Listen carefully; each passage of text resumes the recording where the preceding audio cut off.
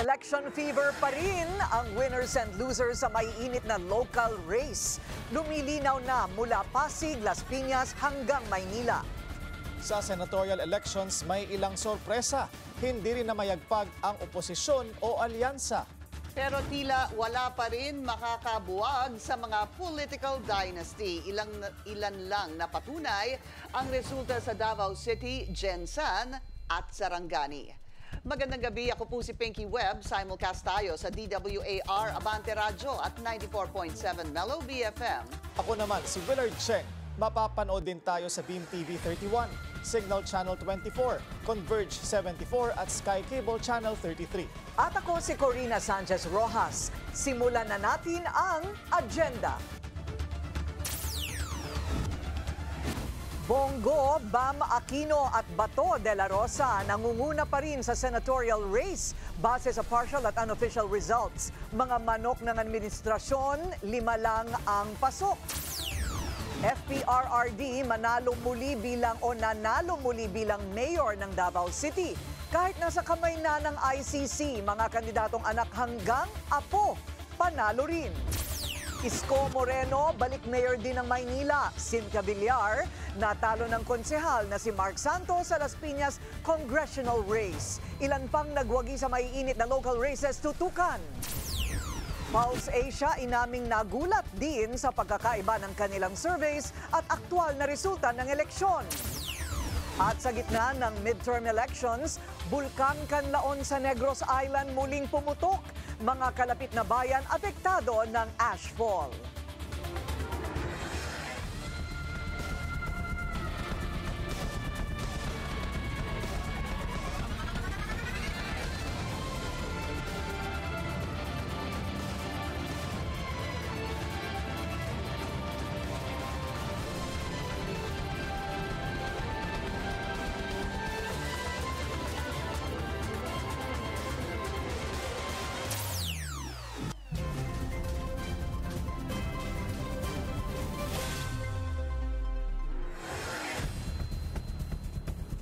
The results are out, bagamat partial and unofficial.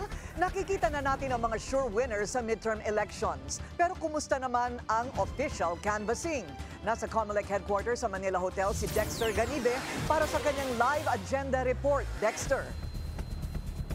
Medyo mabagal pa ang usad ng canvassing sa resulta ng eleksyon sa senador at party list dito sa National Canvassing Center. Matakin mo, sa 82 na mga probinsya sa buong Pilipinas, Ifugao pa lang ang nakapag-transmit ng kanilang certificate of canvass sa ngayon.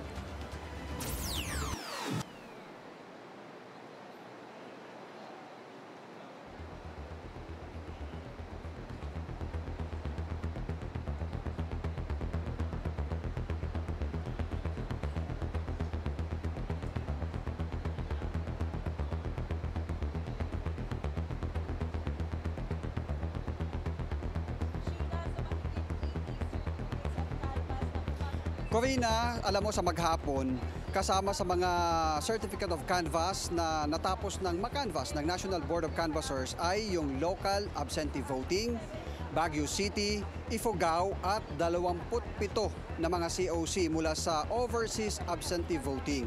O may kabuuan yan na 30 na mga COC sa buong maghapon. Mayroon ngayong 175 na kailangang matapos ng National Board of Canvassers na makanvas bago sila makapagdeklara ng mga winning candidates sa pagkasenador at sa party list. Corina?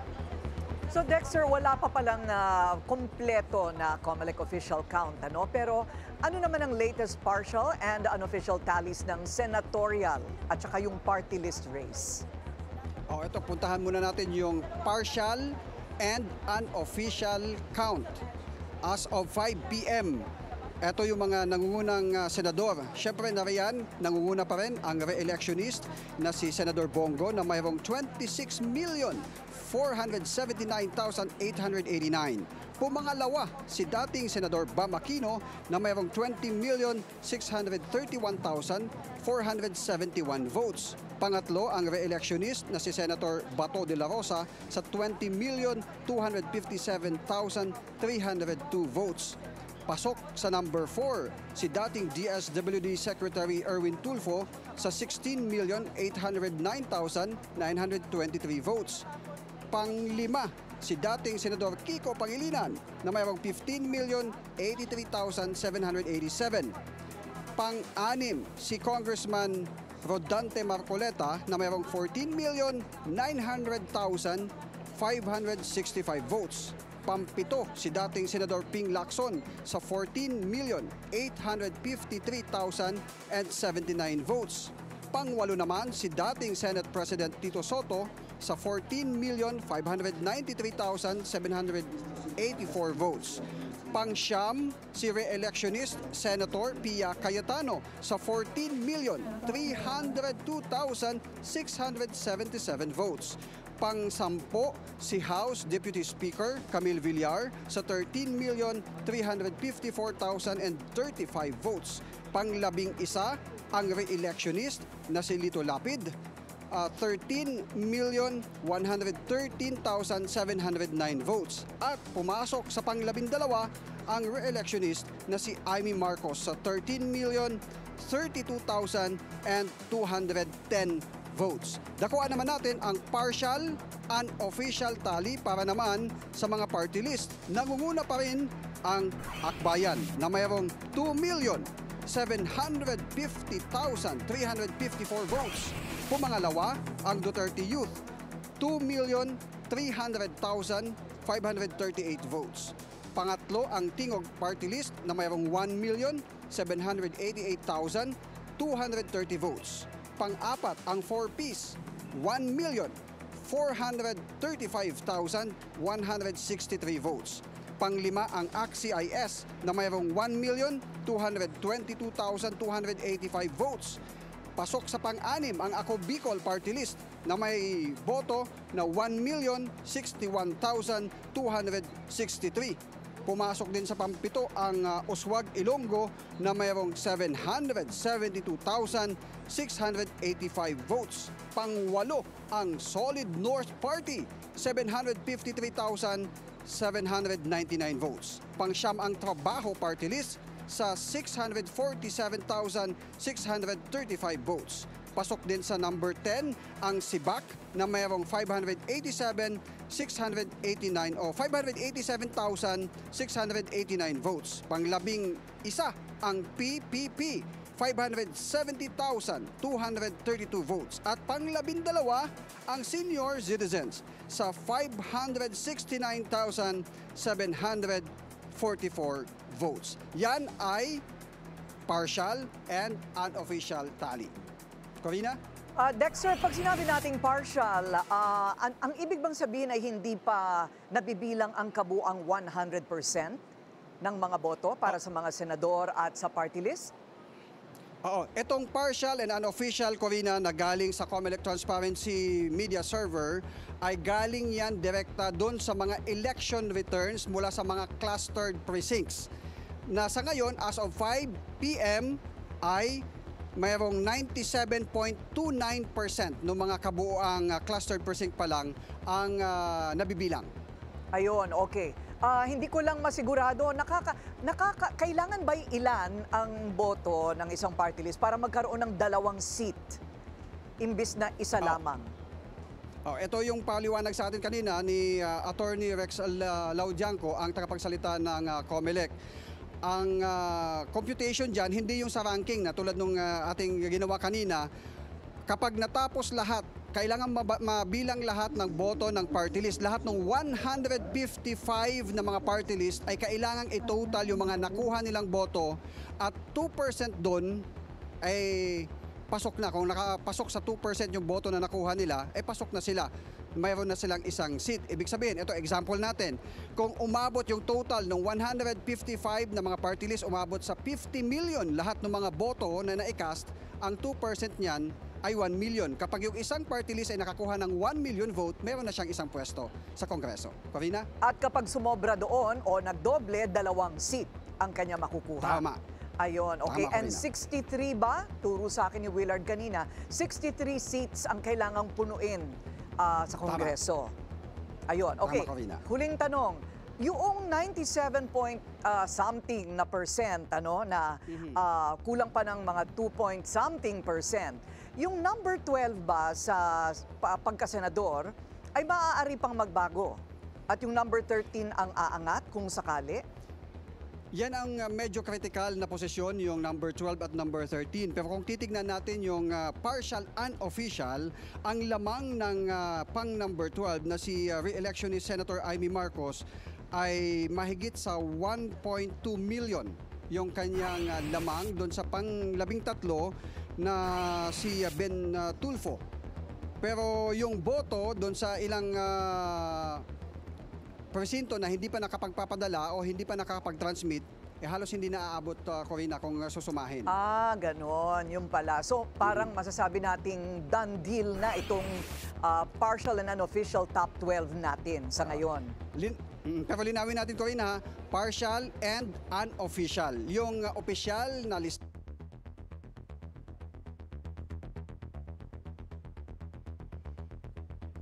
Okay. Nawala ang linya kay Dexter, pero nakuha naman po natin ano po ang kanyang mga sinasabi at maraming salamat sa lahat ng impormasyon. Dexter Ganive, live nag-uulat mula sa Manila Hotel. Ipinagpaliban ng PPCRV ang paglalabas ng kanilang election tally kagabi dahil may nakita raw silang problema sa data. Ang detalye sa agenda report ni Andrea Salve live mula sa PPCRV Command Center sa Sampaloc, Manila. Andrea, go ahead. Binigyang linaw nga ng PPCRV ang delay sa kanilang pagsasapubliko ng election data reports itong Lunes ng gabi. Anila yan ay dahil sa ilang technical problems na hindi nila inaasahan. Pasado alas 8 kagabi nang matanggap ng PPCRV ang initial na election data mula sa COMELEC. Hindi nila agad na nailabas ang kanilang tally matapos umanong madiskubre ang kaibahan ng kanilang internal count kumpara sa mga numerong inilabas ng iba pang mga ahensya na tumatanggap din ng election data mula sa transparency servers. Dahil dito mas minabuti nilang wag munang ilabas ang resulta. Accurate naman umano ang kanilang hawak na data pero marami rito ang duplicates na labis nilang ikinabahala. Maliban dito, malaking bahagi rin ng natanggap nilang data ang hindi nila na-access kanina. Ito nila ang dahilan kung bakit magkaiba ang nakitang transmission results sa website ng COMELEC at sa PPCRV. Kaninang alas 9 ng umaga, umabot sa 18% ang discrepancy ng transmitted results pero nagtugma rin ito sa oras na nasa format na ito na processable para sa kanila. Eventually get the same number. We're expected to get the same number or at least close to it in due course, but not at the moment. Ang mga problema aktibo umano nilang isinangguni sa COMELEC na nag-iimbestiga na rin. Sa gitna ng mga hamong ito ayon sa PPCRV, dito nabibigyang diin ang kahalagahan ng auditing. Dito nila malalaman kung tumutugma ba ang physical election returns sa transmitted returns. Pinky, sa huling update ng PPCRV, naayos na itong discrepancy sa transmission at naproseso na yung 18% kanina. Tanong pa rin kung bakit nangyari ang mga ito pero tiwala ang Citizens Arm na mabibigyan ito ng linaw ng COMELEC. Pinurin din nila ang komisyon sa bilis ng naging transmisyon ng mga boto. Sa mga oras na ito, nasa 97.28% na ang nakapag-transmit ng kanilang mga boto. Pinky. Alright, maraming salamat Andrea Salve live mula sa PPCRV Command Center sa Sampaloc, Manila. Lumilinaw na ang magiging komposisyon ng bagong Senado at may implikasyon ito sa inaabangang impeachment trial ng pangalawang Pangulo. Narito ang agenda report ni Hannah T. Lumilinaw na ang bagong anyo ng Senado, puno ng veterano, kilalang pangalan at bagong lakas mula sa oposisyon. Senyales ng bagong energy ang unexpected comeback ni Bam Aquino at Kiko Pangilinan. Magiging kakampi sila ni Senator Risa Ontiveros na ngayon mas may kaalyado na sa minorya. Hindi rin nagpahinga ang Duterte allies, sina re-electionists Senators Bongo at Bato de la Rosa. Bagsak man sa survey noon, nakabalik sa top 12 si Senator Amy Marcos. Kasama rin si Rodante Marcoleta na dating kongresista. May mga dating mambabatas din na back to the Senate, sina Ping Lacson, dating Senate President Tito Soto at re-electionists na sina Senators Lito Lapid at Pia Cayetano. Tumatawid naman mula Kamara patungong Senado sina Representative Camille Villar na may backing ni Vice President Sara Duterte at Representative Erwin Tulfo na malakas sa masa. Sa composition na ito, pwedeng masiguro ni Senator Cheese Escudero ang pananatili bilang Senate President kung magkakaroon ng blocking bubuo ng majority kasama ang ilang admin vets. Pero ang mas mabigat na tanong ngayon, kaya ba ng bagong Senado na hatulan o iabsuelto si Vice President Sara Duterte sa nagbabadyang impeachment trial niya sa Hulyo? Kailangan ng 2/3 vote o 16 out of 24 senators para mahatulan si VP Sara sa mga aligasyon ng graft, constitutional violation at iba pang high crimes. Kung mananatiling solid ang Duterte bloc na sina Go, De La Rosa, Marcos at Marcoleta at magsasay din si Villar sa pagtutol sa conviction, pwedeng hindi umabot sa 2/3 vote. Kapag manatili ang bise sa pwesto, pwedeng mas lumakas ang kanyang presidential bid sa 2028, lalo na't makailang beses na siyang nagpahiwatig tungkol dito. Pero kung mahatulan siya sa impeachment, mawawala sa karera ang isa sa pinakamalakas na presidentiable.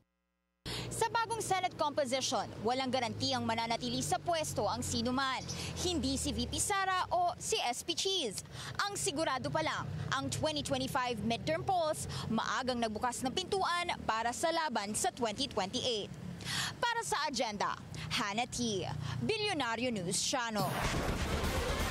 Tila naging epektibo ang naging banat ni VP Sara sa ilang kongresista na nasa likod ng investigasyon laban sa kanya at sa kanyang ama na si FPRRD. Naging maliit kasi ang lamang ng iba sa kalaban sa pwesto habang natambakan naman ang isa sa mga kritiko ng mga Duterte. Yan ang agenda report ni Zandro Ochoa live mula sa Batasan Pambansa. Zandro, tingin mo malaki yung mababago dito sa komposisyon at doon na rin sa mga nakabinbin na hakbang dyan sa Kamara? Pinky, yung mga nag-imbestiga laban sa pamilya Duterte, karamihan sa kanila ay lamang doon sa kanilang mga katunggali, kaya malaki yung tsansa na makabalik sila ng Kamara. Pero hindi tayo sigurado doon sa 11-member House Prosecution Team kung ganun pa rin ang sitwasyon pagsapit ng 20th Congress. Halos di kita ng agwat ng mga kongresistang nag-imbestiga laban kay dating Pangulong Rodrigo Duterte at sa kanyang anak na si VP Sara. Kaninang hapon, nasa 4,000 lang ang agwat ni House Committee on Good Government and Public Accountability Chairperson at re-electionist 3rd District Representative Joel Chua sa katunggali niya na si Apple Nieto. Sa ikalawang distrito ng Maynila, nasa 6,000 lang ang lamang ni Roland Valeriano kumpara sa katunggali niyang si Carlo Lopez. Matatanda si Valeriano ang naunang humiling sa Kamara na imbestigahan ang paggasta ng pangalawang Pangulo dahilan para imbestigahan ito ng komite ni Chua na kinalaunan ay basehan sa impeachment case ni VP Sara. Pero ang pinuno ng co-chair ng Quadcom at pinuno ng House Committee on Human Rights at Manila 6th District Representative Benny Abante naungusan ng kanyang katunggali na si Joey Uy ng halos 1,000 boto. Matatanda ang binanata ni VP Sara sina Chua, Valeriano at Abante sa pagbisita nito sa campaign sortie ni dating Manila Mayor Isko Moreno. Paliwanag ng isang political analyst, may kaugnayan ang performance sa halalan ng senatorial slate ni PBBM at ang kanyang mga kaalyado sa local elections. Ang tingin kasi ng karamihan patungkol sa midterm elections, ito ay referendum. Correct. Doon sa performance ng Pangulo for the past 3 years. Sa ilalim ng kasalukuyang administrasyon ay isinagawa ang Quadcom hearings na tumalakay sa pogo, drug war at extrajudicial killings sa pamumuno ni PRRD. Gayon din ang investigasyon at pagkaka-impeach kay Vice President Duterte. Mukhang hindi masyadong sang-ayon yung mga botante doon sa kasalukuyang administrasyon. Kung sa Maynila, dikita ng laban, si Batangas 2nd District Representative Jinky Beatrix Luistro, tinambakan si dating Congressman Rani Abu ng halos 40,000 boto. Kanina, naiproklama na si Luis Tro, ibig sabihin, may pagpapatuloy niya ang magiging miyembro niya ng House Prosecution Panel sa impeachment.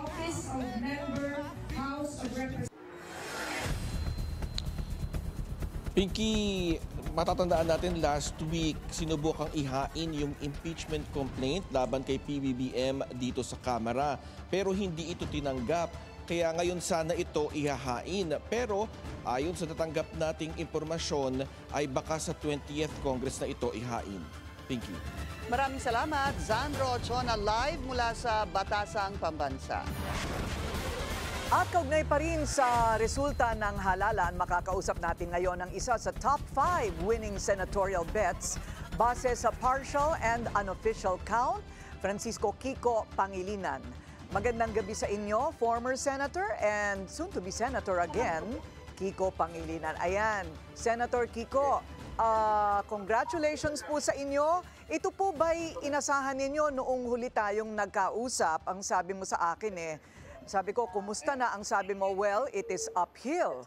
Dahil nga sa nagulat din ng lahat na ang karamihan sa mga survey, kayo po ay hindi nakakasampa, pero kayo po ay number 5 ngayon. What can you say about that? Hi, good evening and to thank you sa mga nakikinig at nanonood. Magandang gabi. Totoo yan, no?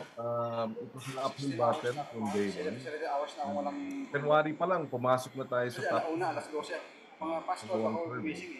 Pero mag-umpisa na ang makakang sa disinformation. Last week of May, isang poll survey, number 17 na tayo. Kaya we did something in the last week to have a strong finish. So yes, hindi namin inaasahan itong number 5. Actually, sabi ko nga, last 1 week before the campaign, the election day, na lang sabi ko, sana makapasok ka sa top 12. Pero yung day of the election, nung tinignan ko yung mga phone numbers, sabi ko, 17. Ang sabi ko, sana kahit 13 na lang, wag lang 17. Wag naman masyadong mababa. Oo. Ayun. Pero kahit na matalo, sabi ko, wag naman 17, kahit 13 ayos na. at saka baka may chance pang magkamali at kayo ang makasampa. Pero, Yun. yes. Yeah. Pero Senator, what do you think did it? Marami ang mga, kahit ang Pulse Asia nagtataka. So ano po ang palagay ninyong naging alas ninyo o naging sikreto na I think formula? maaring dapat siguro pag-aralan ng mga pollsters, no, yung kanilang methodology dahil mukhang hindi angkop. Ang laki nung discrepancy sa mga nasa winning circle sa survey at nawala sa winning circle, no? So that could be one factor na hindi talaga precise itong methodology. Pangalawa, because nga we were running scared, talaga tiniyak namin yung ending namin malakas, strong finish. So we got endorsements from the two biggest provinces, Cavite and Cebu and Cavite. And then we were in Quezon City sa last day. Tapos sa umaga yon. Tapos sa gabi, nandun na kami sa Naga. And then yung BARM, 1 week before, of course, si Sharon went to Mindanao. No? Malaking bagay din yun. And our message, yung message kasi natin, tayo ay tumatakbo para dun sa mga naniniwala na may pag-asa pa Pilipinas. And I think yung support sa amin ni Bam maliwanag, no? He's running number 2, I'm running number 5. Mukhang abulto nung mga hindi siguro nasisiyahan sa bangayan nung dalawang nag-uumpugang bato, for lack of a better term, nakita kami bilang posibleng alternatibo. That's why we're ranking high. So yun, Ayun. strong finish. We fought this information and yun, we were also surprised by the results. At kasama But nga daw sa inyong kampanya yung huwag kayong umasa dahil wala po akong pera. Tama po ba yun? Walang malaking makinarya. Yes, malaking bagay din yung bandwagon sa dulo kasi may mga polls na nagsasabi up to 20% ng botante last week of the campaign nagdedesisyon. So ang mga endorsements natin from celebrities, yung endorsement halimbawa ni Vice Ganda, Piolo Pascual, Ann Curtis, of course Gary Valenciano, Sharon. So nagkaroon din ng tuloy-tuloy na bandwagon. So malaking bagay We were really up against itong disinformation. Ako nga, sabi ko nga ako ata ang pinaka summa cum laude ng mga trolls tsaka paninira. So, Akala nyo lang yan, sir. so tumutok Okay. talaga kami. Tumutok talaga kami sa message. And we were, thankfully, I think, pati yung mga botante natin, palagay ko nung nakita nilang masyado na akong bugbog sarado sa disinformation, ay nagkaroon ng backlash, nagkaroon ng sympathy.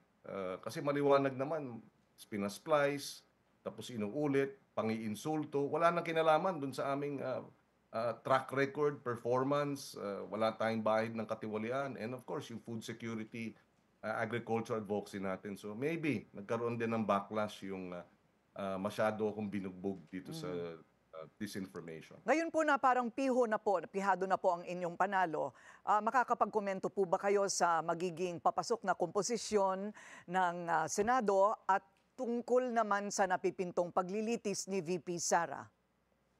Well, doon sa formation sa Senate, hindi kailangan po sigurong makausap muna ang ating mga kaalyado, both in the House and in the House of Representatives and the Senate. Kasi isang kongreso yan No, nandyan si Laila De Lima, nandyan si Chel Jokno. Of course, sa Senate, it will be Bam, myself, and Risa. So kailangan muna naming mag-usap. So at this point, I'd like to find a formation wherein pwede talaga nating i-deliver yung pangako natin sa food security sa Senate. No? Now, with respect to the impeachment trial, constitutional duty natin yan. No?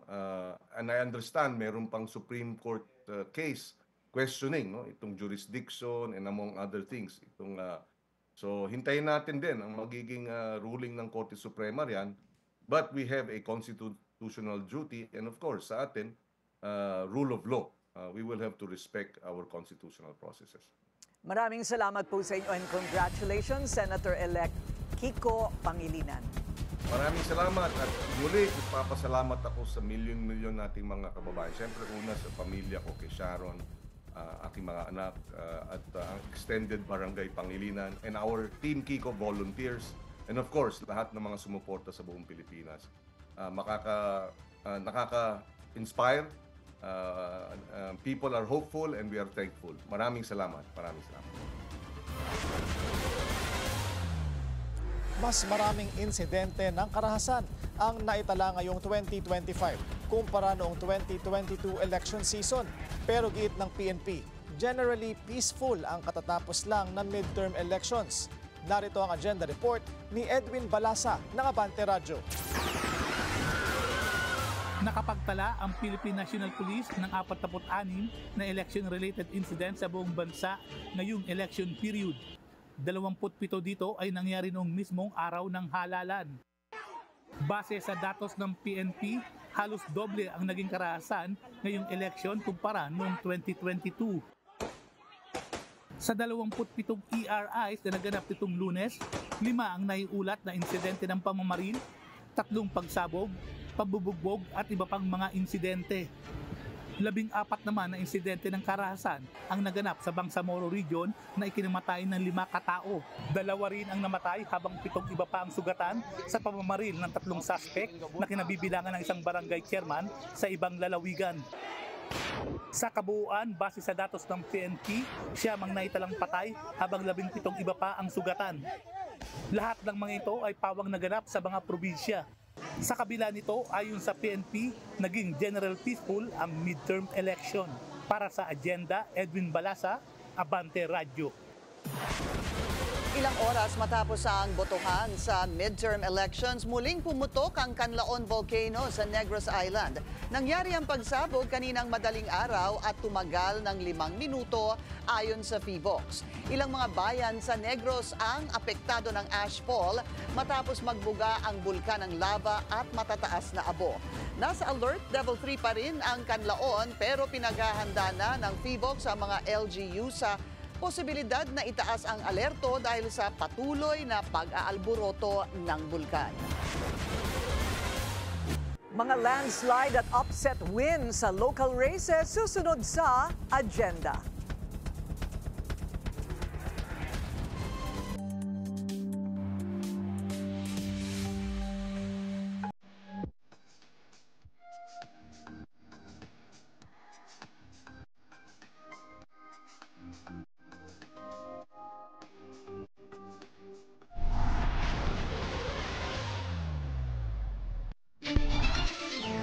Traffic check muna tayo ngayong Martes.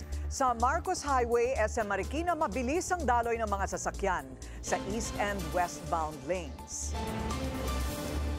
Landslide win para kay re-electionist Pasig Mayor Vico Soto. Opisyal nang naiproklama si Soto para sa kanyang third and final term. Ang kanyang katunggali na si Sara Diskaya tanggap na raw ang pagkatalo sa eleksyon. At yan ang agenda report ni Hannah T. Live, nagulat mula sa Pasig City. Hannah. Corina, balik trabaho o back to work agad si Pasig City Mayor Vico Soto matapos maproklama bilang winner sa pagkaalkalde sa mayoral race ngayong midterm elections. Katunayan, pagkatapos ng proclamation niya kaninang umaga, diretso siya dito sa Pasig City Hall. Tinanggihan ng mga Pasigenyo ang mala-mother image at budget expert na alok ni Sara Diskaya, ang pambato ng Team Kaya This sa pagkaalkalde sa midterm polls. Malayong-malayo ang nakuha niyang boto na 29,591 sa boto kay incumbent Pasig City Mayor Vico Soto na 351,592. Reaksyon ni Diskaya, darating ang tamang panahon. Di man pinalad sa pagkaalkalde, panalo naman daw siya sa experience at friendship dahil hindi naman daw kailangang maging politiko para makatulong. Kilalang philanthropist at businesswoman ang mayoral aspirant na may-ari ng sikat na construction firm na St. Gerard. Madalas din siyang magpa-medical mission at charity program sa lungsod. Una na niyang kinampanya ang pagiging smart city ng Pasig. At mas murang alok na City Hall sa lungsod na nasa 2 billion lang kumpara sa lagpas 9 billion na pinagagawa ngayong bagong City Hall building dahil sa luma ng struktura ng dating gusali. Pasado alas 6 kaninang umaga nang iproklama ng Pasig City Board of Canvassers si Soto bilang winner sa Pasig mayoral race. Last term na ni Soto sa pagkaalkalde. Kung hindi naman nagtrabaho ang city government the last 6 years, siyempre, ang tao maghahanap ng iba. Victory din ito sa Team Giting ng Pasig na nakuha muli ang tiwala ng kanilang constituents kasama sina re-electionist Representative Roman Romulo at Vice Mayor Dodot Jaworski. It's a validation that what we are doing and what we are fighting for is what the people want. Na hindi ito basta may naisip lang ako isang araw tapos so ito na yung gagawin or ito na yung sasabihin. Hindi po. Ito yung gusto ng mga Pasigenyo. Tingin ko sa resulta ng halalan na ito, napakita natin ito overwhelmingly. Si Soto ang nagwakas ng halos 3 dekadang pamumuno ng pamilya Eusebio sa lungsod matapos ang pagkapanalo noong 2019. Corina, hinintay natin ngayong araw kung magkakaroon ng mga protesta against Soto's win. Pero so far, wala pa namang nagiging demonstration dito sa lungsod. Corina. Well, doon sa layo siguro ng kanilang mga numero, paano pa kaya magkakaroon ng protesta kung hindi may ebidensya? Hana, ano ang balak pagtuunan daw ng pansin ni Mayor Vico in the next 3 years? Corina, wala siyang nabanggit na eksaktong programa o activity na balak niyang gawin in the next 3 years. Pero sabi niya, balak niyang ipagpatuloy o gawing permanente yung mga nasimulan niya na dito sa lungsod ng Pasig City. At kilala kasi si Mayor Vico sa simple at good governance niya at hindi siya nangangako pagdating sa mga programa dito sa lungsod. Balik sa'yo, Corina. So yun pala yung style niya. Ginagawa na lang, hindi nangangako. Okay. Maraming salamat, Hannah T. Nag-uulat ng live mula sa Pasig. Nabawi ni Isko Moreno ang Manila City Hall mula sa kanyang dating kaalyado na si Hani Lacuna. Narito ang agenda report ni Paulo Barcelon live mula sa Maynila. Paulo. Pinky, natatagalan ang proklamasyon ni dating Manila Mayor Isko Moreno Domagoso dahil sa mga presintong hindi nakapag-transmit kagabi at sa ngayon ay piniprint na isa-isa yung mga canvassing reports ng iba't ibang distrito. Pero sabi nga nila, sa hinaba-haba man ng prosesyon, sa proklamasyon din ang tuloy at ang desisyon ng mga Manileño, one more chance para kay Isko. Inabot na ng madaling araw ang paghihintay ng mga taga-suporta at mga mamamahayag na nagko-cover sa Maynila. Matapos ang mabilis na bugso ng transmission ng resulta natigil ito bandang 2:00 ng madaling araw at lampas 96% na ng mga presinto ang nakapag-transmit. Ang ibang presinto gaya ng kay Regine, hindi naging maayos ang transmission kaya kinailangang dalhin sa City Board of Canvassers ang mga USB na may lamang datos. Doon sa pinakadulo, success po yung nakalagay po siya doon sa ECM po, doon sa monitor niya po. So hindi ko po napansin yung pinakauna na nag-failed po pala. Kaya ang mga taga-suporta ni Yorme, abangers hanggang mag-umaga. Bandang 3:00 ng madaling araw, mismong si Yorme na ang dumaan sa City Hall kasama ang kanyang running mate na si Chi Atienza. For the meantime, maraming salamat mga Batang Maynila. I hope, maiayos natin ulit ang lungsod.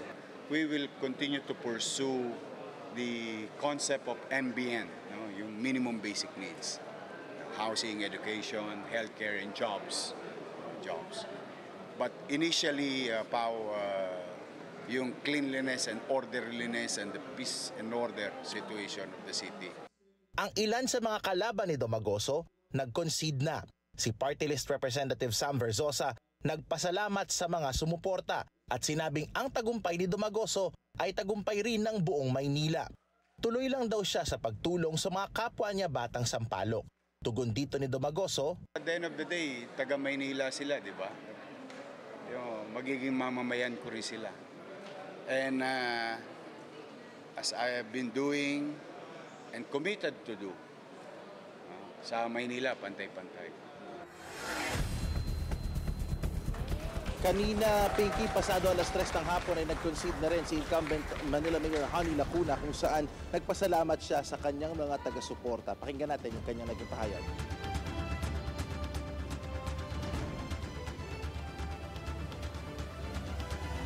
Okay.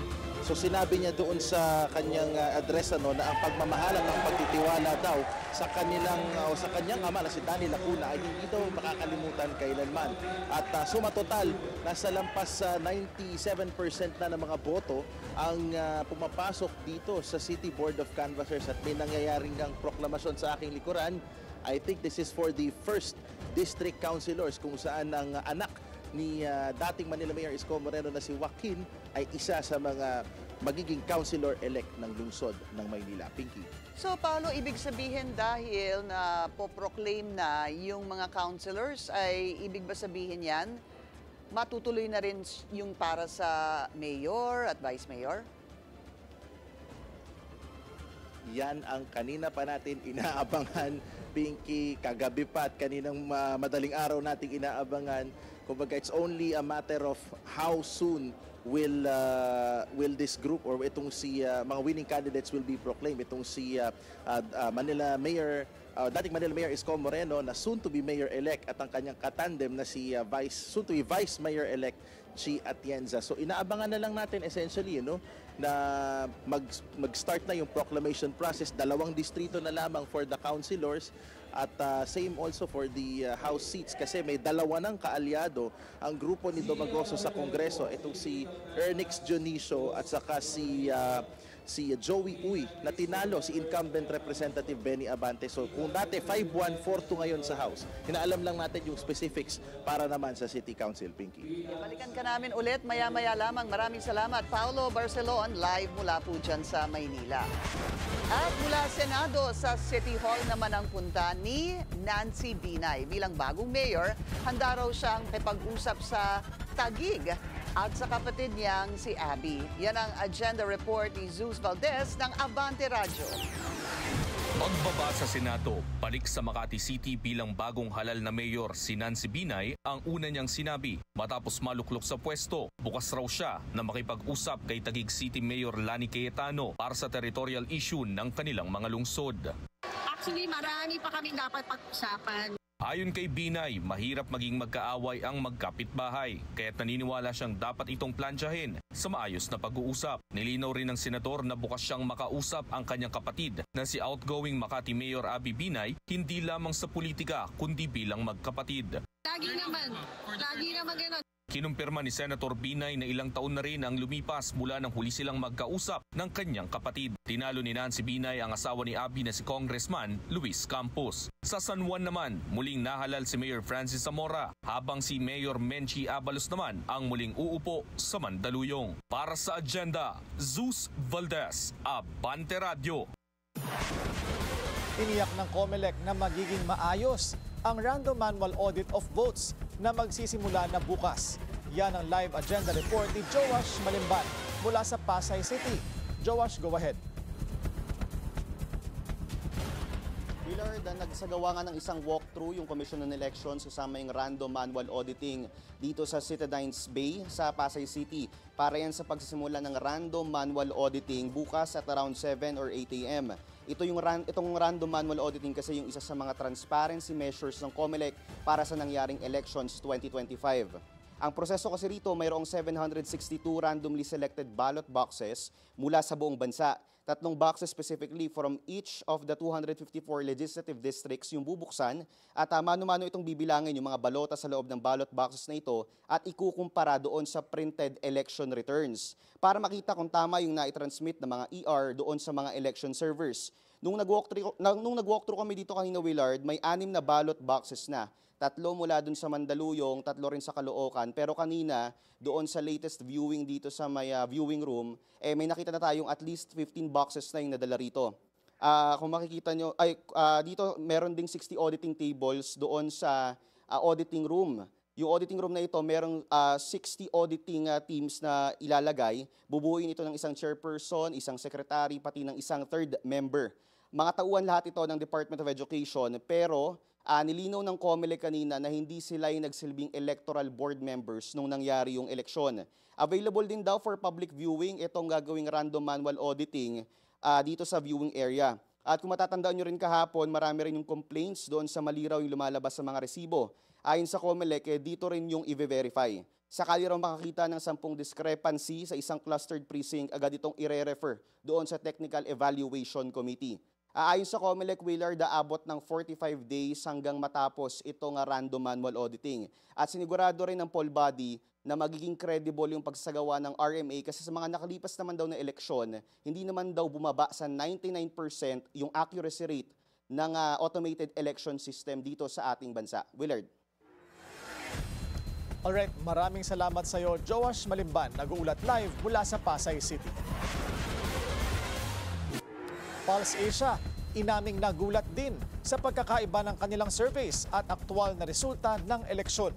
Susunod yan sa agenda.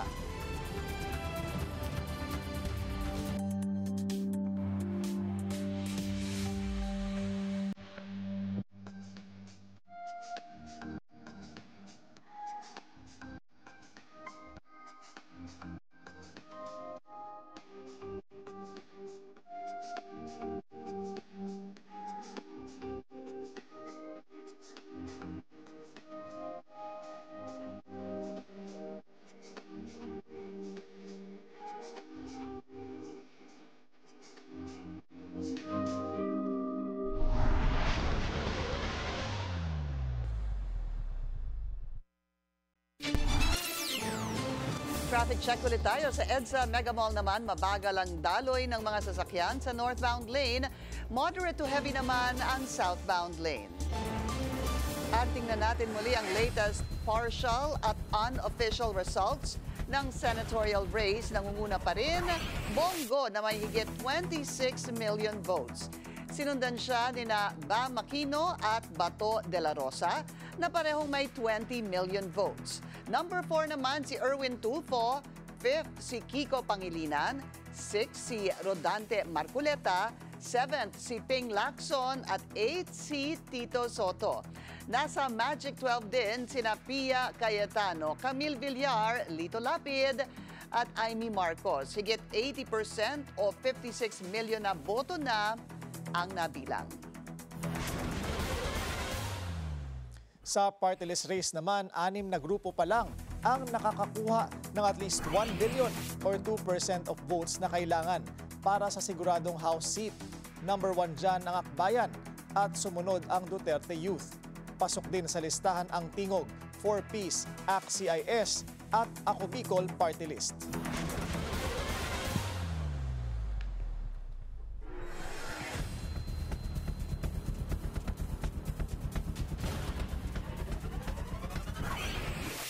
Double win sana sa Marikina pero may sabit. Habang naproklama na si Maan Teodoro bilang mayor, on hold pa rin ang proklamasyon ng kanyang asawa na si Marcy. Alamin kung bakit sa agenda report ni Joash Malimban. Sa pinakahuling partial and unofficial result ng elections 2025, panalo ang mag-asawang Teodoro sa lungsod ng Marikina. Tinalo ni Maan Teodoro si Congresswoman Stella Kimbo sa pagka-mayor. Ang kanyang asawang si suspended Mayor Marcy Teodoro naman, wagi sa pagka-congressman laban kay Senator Coco Pimentel.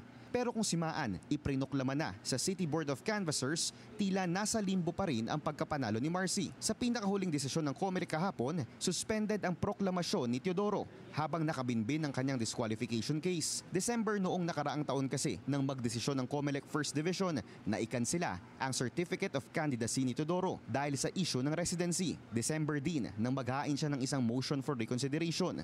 At dahil wala pang pinal na desisyon ang COMELEC Anbank ukol dito, nagpa siya silang isuspindi muna ang proklamasyon ni Teodoro. Sinubukan ng Billionaire News Channel na kunin ang pahayag ni Teodoro pero wala pa itong tugon sa ngayon.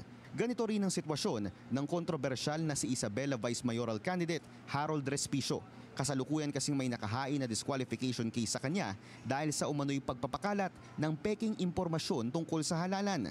Isang araw bago ang elections 2025, isang show cause order ang muling inihain ng COMELEC laban kay Respicio dahil sa kanyang viral Facebook post. Nakalaunan, dinilit din ng Meta batay sa request ng poll body. Question kasi ni Respicio ang updated software version ng mga automated counting machine na iba sa audited version sa kanilang reports. Kung ano-anong mga sagot ang sinasabi nila na obvious na totally incompetent sila sa technicalities ng programming at deployment ng software. Sir, i-open source nyo na lang yung source code ng version 3.5.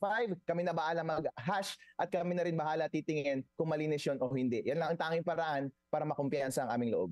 Pauna nang sinagot ito ng COMELEC at sinabing fake news daw ito. Paliwanag ng COMELEC, final audited version na raw kasi ang nakalagay sa mga ACM kaya ito nag-update ng version. Buwelta ni Respicio, walang sapat na grounds ang COMELEC sa pagsususpinde ng kanyang proklamasyon at masama lamang daw ang loob ng ahensya laban sa kanya.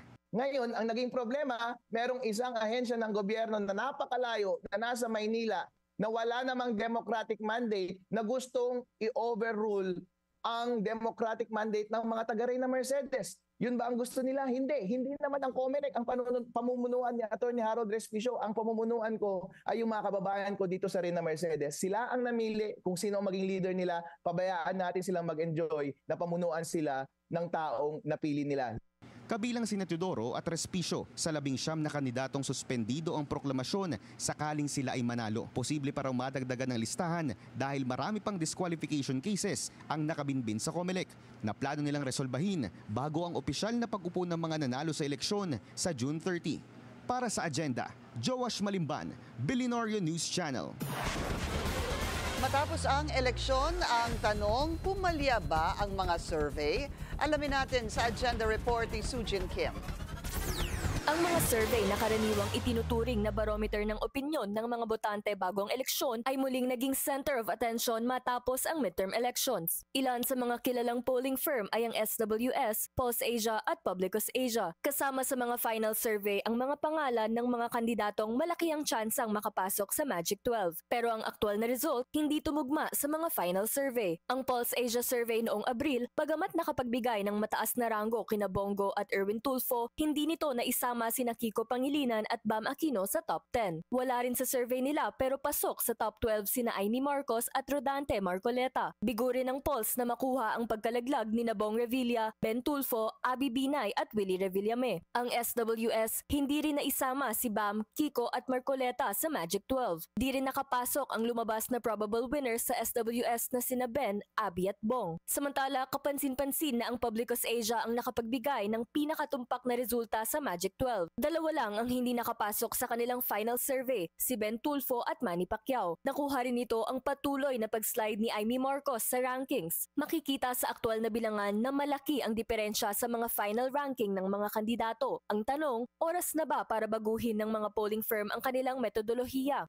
Many people kasi tend to think that surveys are, there to condition the mind of the people, to ensure that there is this concept of winnability among others. No, but what they fail to realize is that surveys provide a necessary tool so that they will be able to reassess, recalibrate, restructure, reformat their respective campaigns.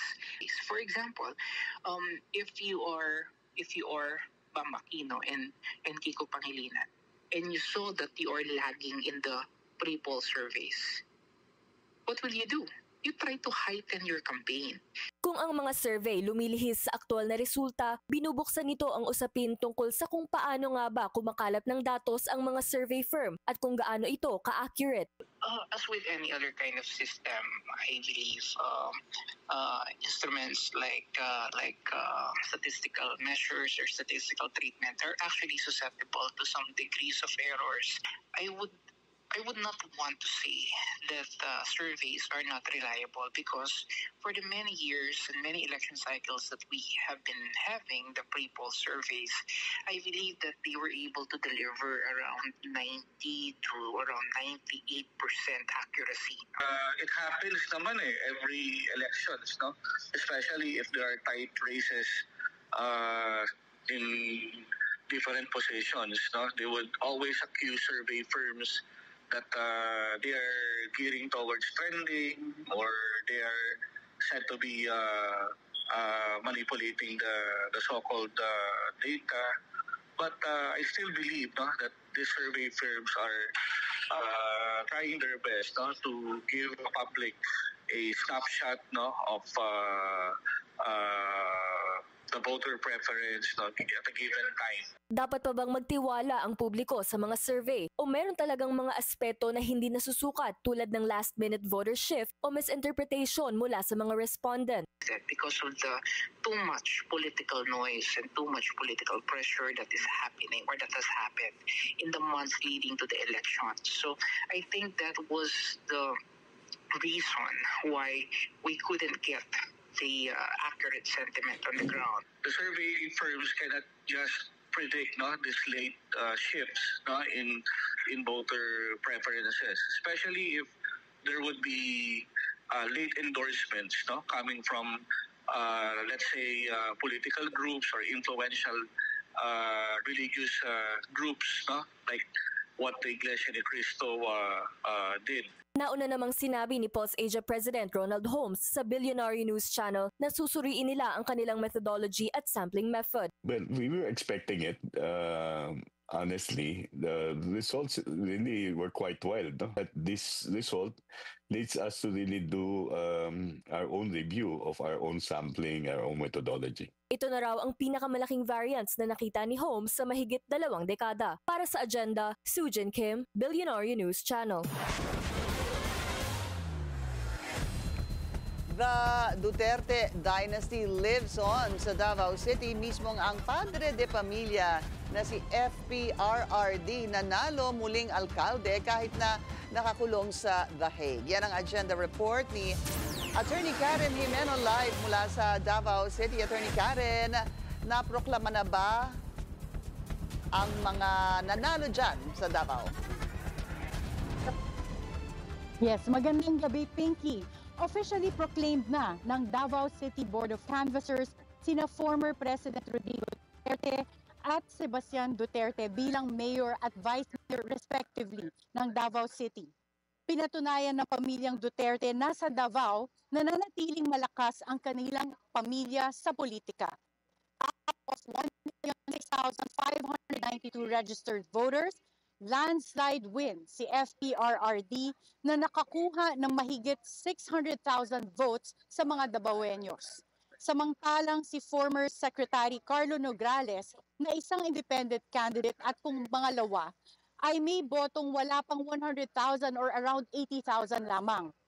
Si incumbent Mayor Sebastian Duterte tumakbong vice mayor na nakakuha rin ng mahigit 600,000 votes. Si Bernie Alaag na pumapangalawa ay nakakuha lamang ng wala pang 100,000 votes. Nanatili ding 1st District Congressman Paulo Duterte, nanalo by a landslide against Migs Nograles. Pero sa kabila ng maraming Duterte supporters na dumating kanina sa proclamation na na-witness namin, no-show sina Congressman Pulong at Vice Mayor Baste. Pero dumating naman si Rodrigo Duterte II na nanalong konsehal at pamaster siya ng konsehal at si Omar Duterte na nanalong 2nd District Representative ng Davao City. Si Omar at si Rodrigo Duterte II or may palayaw na Rigo ay mga anak ni Congressman Pulong Duterte at humarap sila kanina sa media. Nakapanayang namin sila pareho at sabi ni Rigo nung tinanong namin siya kung in-expect ba nila yung ganitong landslide win for the Duterte family members. Sabi niya naiyak siya at hindi daw niya in-expect ito dahil para sa kanila mahigpit pa din ang laban dito sa Davao. Pinky? Alright, maraming salamat, Attorney Karen. So, isa-isahin natin ulit yung mga nanalo ng mga Duterte. So, the former president nanalong mayor, ang vice mayor, yung kanyang anak na si Baste. Si Congressman Pulong nanalo sa 1st District. Balikan lang natin yung mga anak ni Pulong na minention mo nga kanina. Dahil yung isa, tama ba, Attorney Karen, ay nanalo din congressman ng isa pang distrito at yung isa pa niyang anak ay nanalong, sabi mo nga, councilor. Is that correct? Tama yan, Pinky. So si Omar Duterte na anak nga rin ni Congressman Pulong Duterte nanalo na kongresista sa 2nd District ng Davao City. Habang si Rodrigo Duterte II o si Rigo ay nanalo bilang konsehal City Council ng 1st District. Attorney Karen, wala bang naging pasabi bakit hindi nagpunta sina Congressman Pulong or si Vice Mayor Baste? Natanong din si Rigo tungkol dyan, Pinky. At ang sabi naman ni Rigo ay pinaubayan na ni Congressman Pulong yung pagpunta at hindi raw makakadalo. Pero hindi niya sinabi kung anong dahilan kung bakit hindi nakapunta si Congressman Pulong.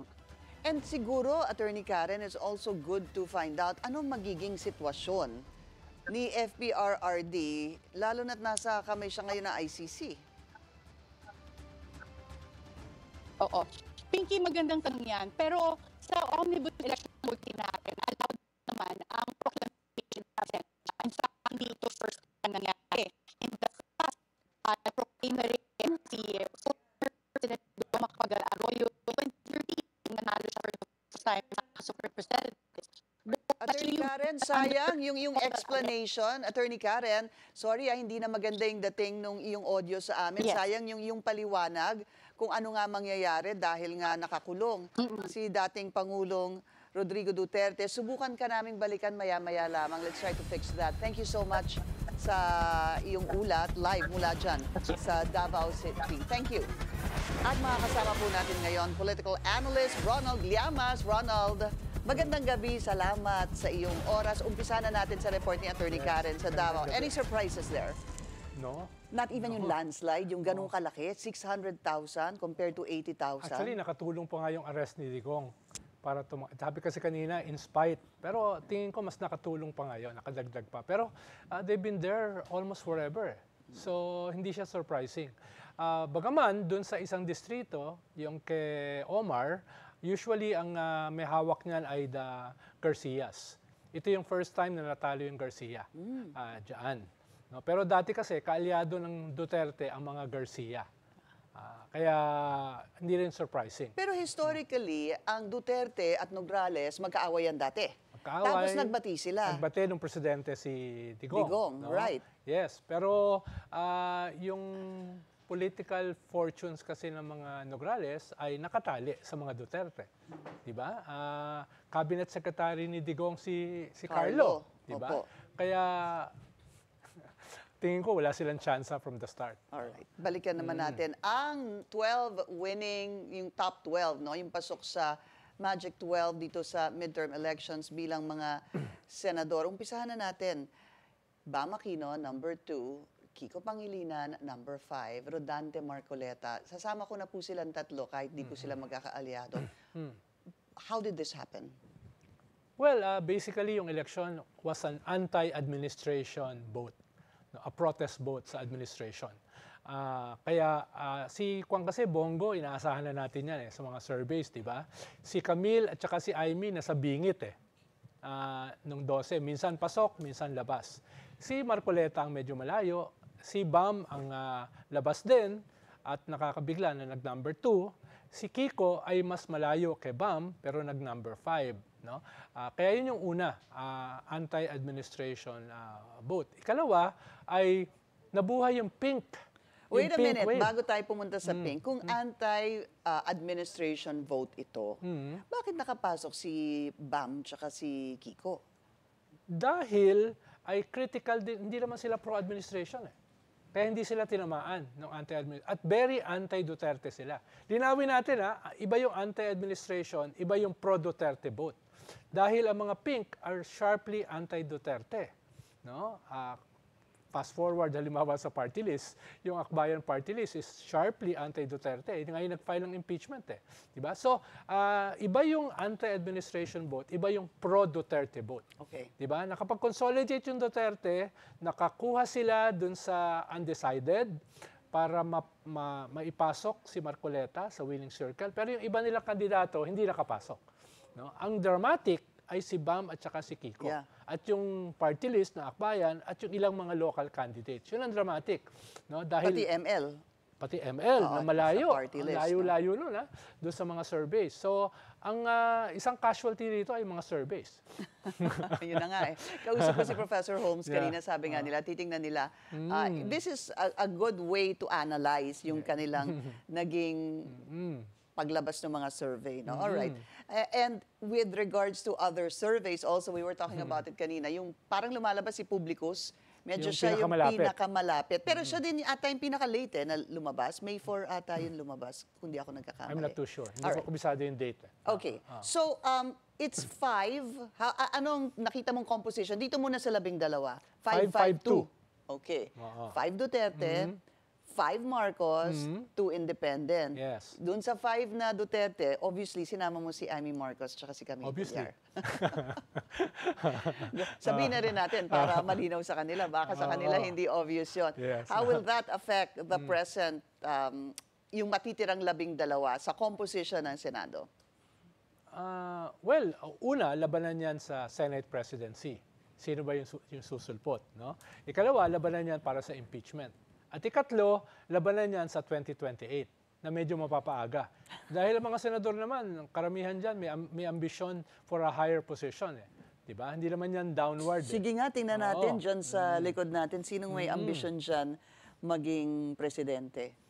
Tingin ko karamihan. Pag senador ka kasi... Process of elimination na lang. Sinong hindi magpe-presidente dyan? Wala. Ayan. Yeah.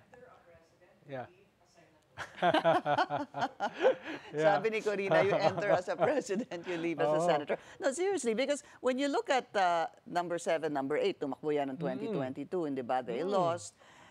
Si Bongo kaya, presidente? Si VP Sara? Well, ang sinasabi kasi nila, ang usual na nagpe-presidente yung number 1 sa Senate. Pero alam naman natin, traditionally, yung mga nagna-number 1 didn't make it. No? Kaya... may sumpa ba yung number 1? Pero lagi namang may first time Lagi namang may first time. No? Ang sinasabi ko lang, sino si first time? Halos lahat ng senador, if not all, ay nag-aspire for a higher position. Okay. At pag nakita mo, dahil milyones yung boto mo, you tend to believe your own legend. Yeah. Na, meron akong 14, 15, 16, 20 million votes. No? Sapat yun para manalo for the presidency. Pero siyempre, iba yung presidency, iba yung Senate. No? May mga senador na laging senador, pero pag tumakbo na for vice or Senate or president, laging talo.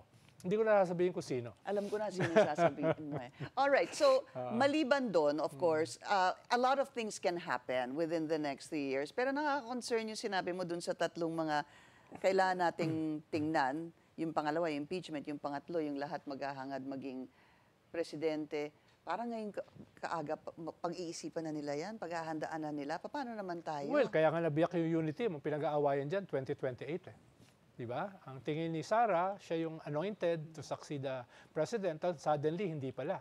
So doon nagsimula yung unraveling ng unity team. No? Ang kaibahan lang, ang ngayon kasi ay inaasahan natin na battle royale yan ng Marcoses at saka Duterte sa 2028. Baka battle royale ito ng pink at saka ng green. Yun. No? Baka ganun na mangyari. Sino si Green? Duterte, di ba? Kulay nila green ni Sara. So, baka yun ang mangyari. Yun ang bagong element dito. In fact, they were saying that because Bam Aquino and Kiko Pangilinan did so well, ito ba ang comeback ng mga, yung sinabi mo kanina, Pink Lawan? Well, hindi naman insignificant yung boto ni Lenny na 15-16 million votes noong 2022. At lalong hindi insignificant yung intensity ng kampanya. Hundreds of sila yung pinakamalalaki ang rally. At hindi hakot. No? Nag-i-stay for 15 hours yung mga bata. No? Nasilip ko yung ilan eh. Sabi ko, very intense ito. Sabi ko nga kay Randy David, ngayon lang uli ako nakakita ng ganito since EDSA in 86. Yung participation talaga ng tao. Yes, yan yung kumakatok, walang bayad, no? Dala yung sariling pagkain, placards, Tsaka mga artista pa lang, isama na natin sa equation yung mga artista. Tapos talagang nangangampanya para sa kanila. Yes, tapos easily 80% kabataan. No?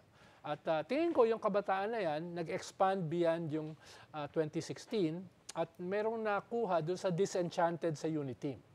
Na, uy, binoto namin ito, 61%, record high sa kasaysayan ng bansa. Tapos biglang nasira, almost overnight. So may disenchanted na perhaps nakuha nila. Kaya naka-perfect storm sila. Nabuhay yung dormant na pink wave, tapos nakakuha sila doon sa mga undecided, at even doon sa BBM at saka Duterte. Dahil yung mga Duterte, ginagamit yung opposition, yung pink opposition, laban sa mga Marcos. Kaya nga, nag-launching sila sa Club Pilipino eh. Ginagamit nila yung icons ng dilaw, ng pink, laban sa mga Marcos. Kaya hindi ako magugulat kung may mga Duterte na hindi makumpleto yung kanilang boto, binoto yung dalawa na pink. Ganon din sa Marcos. Hindi naman sila pupunta sa Duterte. So, pwedeng may mga BBM na rather than bumoto sa mga Duterte, ay iboboto yung dalawang pink. It was a big gain for the two. It was a perfect storm. Yeah. No? Lalo na sa undecided, lalo na sa Gen Z at saka millennials na medyo na-underestimate ng mga surveys. At sabi nila, 6 out of 10 ay Gen Z at millennials. Yes. Yun ang naging boto. At who was telling me, I think every 2 years, merong parang lumalabas na more or less 2 million, tama ba yun, na bagong botante? Actually, 4 to 5 eh. No, every year? Oo. Every election. Oh, every election, kasi every 3 years. Which is also right, 1 to 2 every year. No? Tama. What about the composition now? I mean, do you think that you have a Senate President Cheese Escudero na on solid footing? Kasi naiisip, merong mga bali-balita sinong pwedeng ipalit. Kung manalo yung alyansa ng 9 to 10 doon sa kanilang mga manok, ano? Pero 5 lang nga yung, hindi naman lang, 5 ang nanalo. You're gonna have to keep as many allies doon sa 12 na maiiwan. So what are the chances of Senator Cheese being replaced? Well, una, medyo lamang siya dahil naalagaan niya yung incumbent. Ikaw ang Senate President eh. So naalagaan mo. At wala naman ako naririnig na objections or violent na pagtutol sa kanyang leadership. Ikalawa, siyempre yung bagong papasok, bago pa lang yan. Wala pa yung naitutulong dun sa mga kasama niyang mga bago. Kaya baka for now, medyo lamang si Senate President para sa presidency. But who knows? Dahil may ibang variables sa Senate presidency. Una, yung support ng mga senador. Kalawa, support ng Malacanang. No? So, kung may confluence yung dalawa, ay doon mapipili kung sino Senate President. Ibang usapin yung speakership. Oo, iba yun. Just very quickly doon sa impeachment, impending impeachment, what is your fearless forecast there? Well, it gets more uphill, no? More improbable, but not impossible. More improbable? Yeah, but not impossible. No? Depende yan kung paano magda-damage control yung Malacanang dahil sila yung tinamaan dito eh. Pero they still have 3 years. No? And the president is the most powerful during the midterms. Pero dito sa midterm na ito, na plebiscite sa presidency, medyo tinamaan sila. Referendum, Oh, no? pero it's about crisis management eh. Kung alam nila paano gawin. Okay. Maraming salamat kay political analyst Ronald Llamas. Ronald, always a pleasure. Thank you so much. Same here. Marcos Clan, hawak na ang buong Ilocos Norte. Susunod yan sa agenda.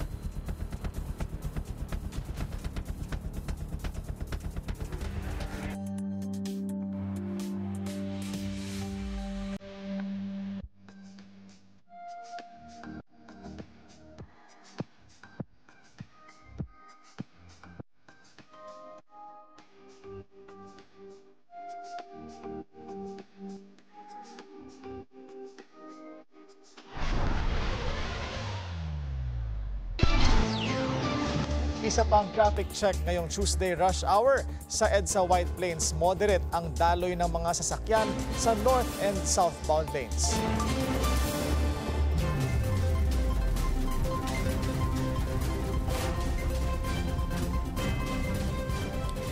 Belmonte pa rin sa Quezon City, proklamado na ang mga nanalong opisyal ng lungsod, kabilang ang mayor, vice mayor at 6 na kinatawan. Yan ang agenda report ng ating Mojo, Joan Manalo, live mula sa QC. Joan. Pinky, na iproklama na nga kanina bilang Quezon City Mayor ang incumbent na si Joy Belmonte matapos makakuha ng landslide ng 1,030,730 votes mula sa mahigit 1,000 cluster precincts sa Quezon City. Ito ang magsisilbing third at final term ni Belmonte matapos ang unang maihalal noong 2019. Ani ni Belmonte, patuloy niyang isusulong ang good governance sa kanyang huling termino. Kasama rin sa kanyang priority projects ang pagtaas ng pondo para sa lungsod upang matugunan ang iba pang pangangailangan tulad ng education at healthcare. Pangarap din ni Belmonte na makapag-host ang Quezon City ng palarong pambansa bago matapos ang kanyang huling termino dahil ayon sa kanya, hindi pa raw nakakapag-host ng nasabing palaro ang lungsod. Bandang 11:11 kanina nang iproklama si Belmonte, kasabay ang iba pang mga nanalong kandidato sa Quezon City. Kabilang na dito ang kanyang katandem na si incumbent Vice Mayor Gian Soto na nakakuha ng kabuuang boto na 938,686. Naiproklama na rin ang 6 na district representatives ng Quezon City. Para sa unang distrito, nagwagi si incumbent Representative Arjo Atayde laban kay Bingbong Crisologo. Nakakuha si Atayde ng 93,999 votes. Sa pangalawang distrito naman, panalo si incumbent Rep. Ralph Tulfo matapos makakuha ng 185,164 votes. Dito naman sa 3rd District, pinroklama si incumbent Representative Franz Pumaren with 73,946 votes laban kay Alan Reyes. Sa 4th District naman, tikit ang laban ni na incumbent Representative Marvin Rillo at Bong Suntay.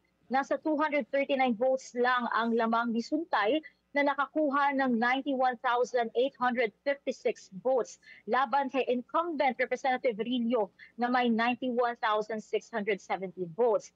Pinoklama na rin si Suntay kaninang umaga at ibinahagi nga nito na naging mahirap daw ang kanyang napagdaanan sa pagtakbo niya bilang 4th District Representative. Matatandaan natin na nasangkot siya sa isang vote buying allegation kasama ang kanyang mga kapartido na sina Meg Suntay at Kiko de Guzman na tumatakbo naman bilang city councilors. Kaya nagpasalamat si Suntay sa Panginoon sa paggabay sa kanya sa laban daw na ito. At masaya rin daw siya sa kanyang pagbabalik sa Kongreso. Sa 5th District naman, panalo si incumbent Rep. PM Vargas with 104,266 votes laban sa 4 nitong kalaban. Kabilang na si Rose Lynn na executive ng Parmalee na kung matatandaan natin ay nasangkot sa alleged na pagbebenta ng overpriced medical supplies noong COVID-19 pandemic. Ano po naman? Si Marivic Popular na tumakbo bilang 6th District Representative. So kung mapapansin natin, lahat ng incumbent district representatives ay nakasungkit ng panalo, liban na nga lang sa incumbent 4th District Representative na si Marvin Rillo. Pinky. Maraming salamat, Joan Manalo, live mula sa Quezon City. Hawak na ng Team Marcos ang buong Ilocos Norte. Ito'y matapos maiproklama si James Brian Alcid bilang bagong mayor ng Lawag. Si Alcid ang inendorso ni PBBM laban sa estranged cousin ng Pangulo na si Michael Marcos Quionne na tumakbo para sana sa kanyang third and final term. Ang first cousin-in-law naman ng Pangulo na si Cecilia Araneta Marcos ang nanalo bilang gobernador. Si Matthew Marcos Manotoc, Vice Governor, at Presidential son Sandro Marcos nahalal muli bilang First District Representative. Samantala, ipinoklama ring nanalo si Carlos Fariñas bilang Vice Mayor ng Lawag.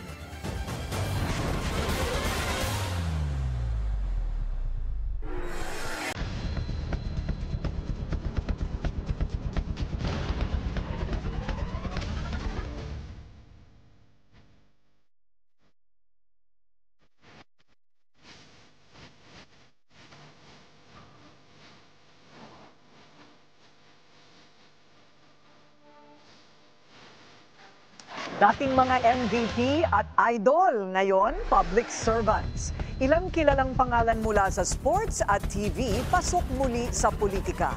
Narito ang agenda report ni Anton Rojas.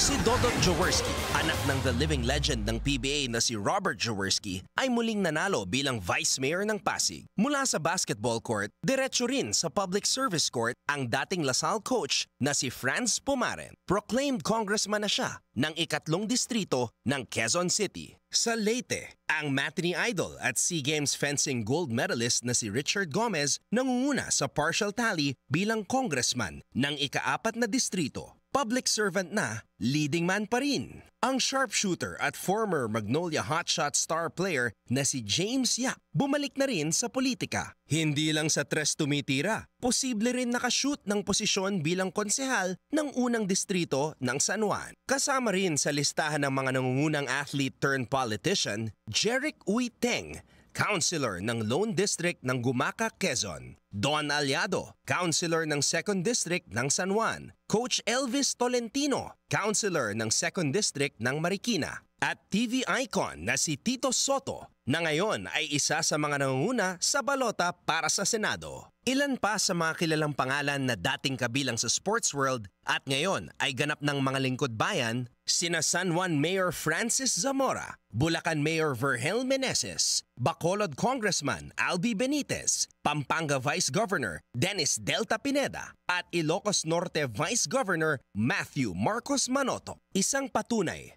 na ang disiplina, tiyaga at panalo sa sports ay pwede ring maging puhunan sa pagseserbisyo sa bayan. After all, ang politika ay parang laro rin. May tagisan ng galing, may teamwork, at higit sa lahat, may panata sa taong bayan. Para sa agenda, Anton Rojas, Bilyonaryo News Channel.